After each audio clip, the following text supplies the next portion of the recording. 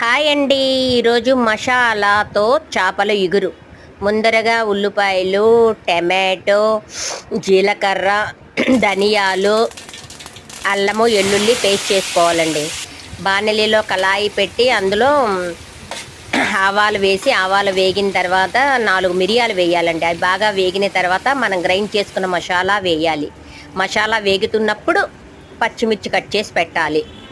ఈ బాగా వేగుతుంటే చూసారా అండి, అందులో చేపలు దించి ఉప్పు కారం వేసి ఒక్క 10 నిమిషాలు అటు ఇటుగా కదుపుతూ ఉంటే చేపల కర్రీ రెడీ అండి. కొంచెం చిక్కబడాలి. ఇది చిక్కబడిన తర్వాత కొత్తిమీర వేసుకొని ఇంకొకసారి చేపలని అటు ఇటు తిప్పాలి. 2 నిమిషాల్లో చేపలు బాగా బాయిల్ అయిపోతాయండి. అదిగోండి చేపల ఇగురు రెడీ, మసాలా చేపల ఇగురు. సో మీరు కూడా టేస్ట్ చేయండి. Bye bye.